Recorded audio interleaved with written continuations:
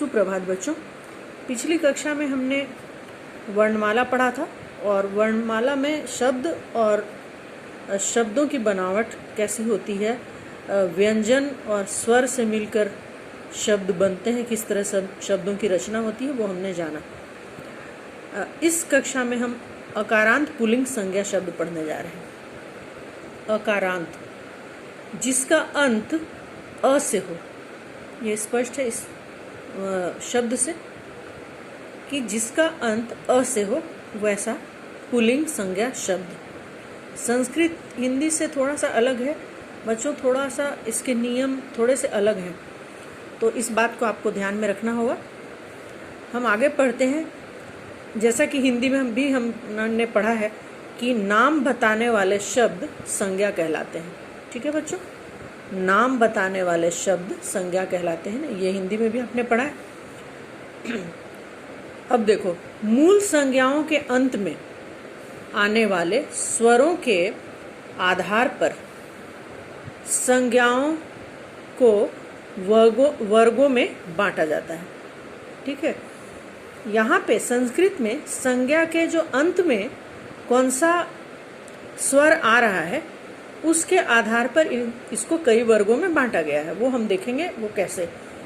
अ से अंत होने वाले संज्ञाएं, जो भी संज्ञा जिनका अंत अ से होता है, तो उस तरह के वो जो संज्ञाएं हैं वो अकारांत कहलाती हैं। ठीक है, जो अ से अंत होता है जिनका, जैसे कि बालक अ से अंत हुआ इसका, मित्र, वृक्ष, ये सब अकारांत संज्ञा है। ठीक है, इसी तरह से आकारांत होते हैं।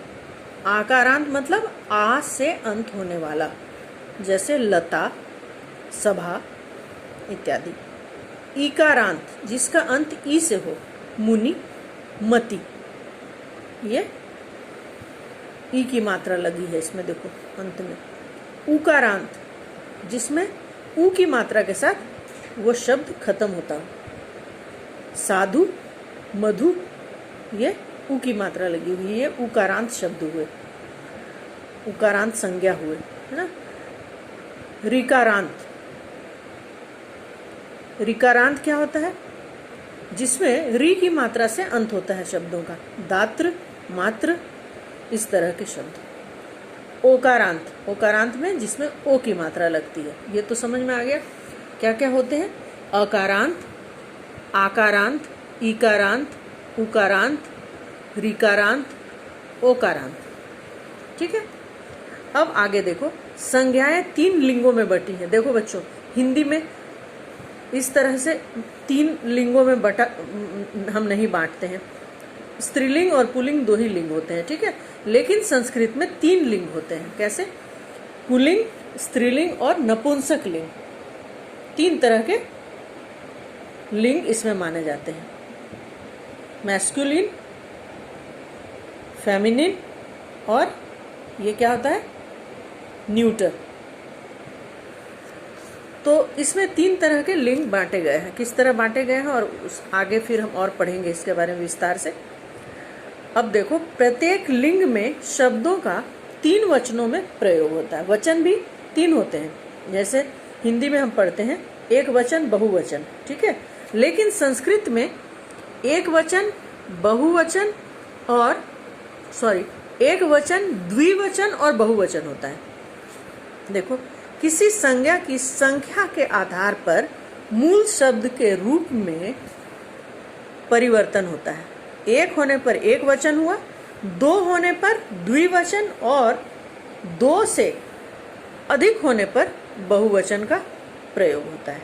ठीक है, तो इसमें वचन भी 3 होते हैं, 3 प्रकार के, एक वचन, द्विवचन और बहुवचन। अकारांत पुल्लिंग संज्ञा शब्द बालक, बालक है, ये क्या लिखा हुआ, बालक। बालक को एक वचन, द्विवचन और बहुवचन में हम किस तरह से लिखेंगे? देखो, इस प्रकार लिखेंगे। बालक ये एक वचन हो गया, बालको ये द्विवचन हो गया और बालका ये हो गया बहुवचन। मतलब एक बालक, 2 बालक और 2 से अधिक को हम बालका कहते हैं। ठीक है, ये संस्कृत और हिंदी का मूल एक अंतर दिखाई देगा तुम्हें। अब देखो कुछ यहाँ पे शब्द हैं अकारांत पुल्लिंग एक वचन के कुछ शब्द हैं, जैसे आकाश। आकाश किसको कहते हैं? आसमान को कहते हैं, स्काई। तारकः मतलब तारा। कृषकः मतलब किसान। जनकः मतलब पिता।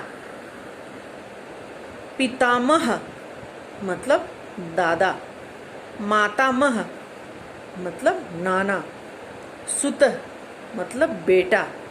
सैनिकः मतलब सिपाही।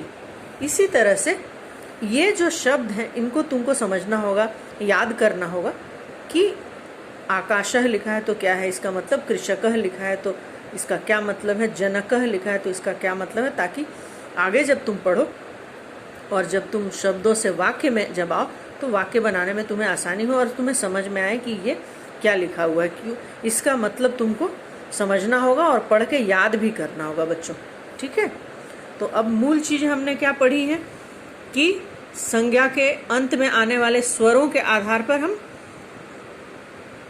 इनको कई वर्गों में बांटते हैं, जिसमें हो जाता है अकारांत, आकारांत, इकारांत, उकारांत, ऋकारांत, ओकारांत। ठीक है, और संज्ञाएं 3 लिंगों में बटी होती हैं, पुल्लिंग, स्त्रीलिंग और नपुंसक लिंग। इसी तरह वचन भी 3 प्रकार के होते हैं, 1 होने पर एक वचन, 2 होने पर द्विवचन और 2 से अधिक होने पर बहुवचन का प्रयोग करते हैं हम। ठीक है, और उसके बाद हमने पढ़ा कि एक शब्द बालक, एक वचन में बालक कहा जाता है, 2 जब बालक हैं तो ये बालका हो जाएगा और 2 से अधिक होंगे तो बालका। तो इसी तरह से बच्चों 3 तरह का विभाजन हो जाता है इसमें। और जो शब्द मैंने यहाँ पे दिए हैं कुछ, ये शब्द भी तुम अच्छी तरह से पढ़ो और मैं और भी शब्द मैं आप लोगों को दूंगी और जिसका मतलब भी साथ में होगा, जिसकी मीनिंग भी साथ में लिखी होगी, जो तुम सब बच्चों को तुमको याद करना होगा और उसके बाद तुम आगे पढ़ सकते हो। जब तक तुम इसका मतलब नहीं समझोगे इन शब्दों का, तब तक आगे नहीं पढ़ पाओगे। तो इसलिए ये ज़रूरी है कि तुम इनके अर्थ समझो। ठीक है, तो अब कुछ मैं शब्द दूंगी तुम लोगों को और उनके अर्थ भी दूंगी, उनको तुम खूब अच्छी तरह से याद करना। ठीक है बच्चों, धन्यवाद। अगली कक्षा में हम लोग फिर मिलेंगे।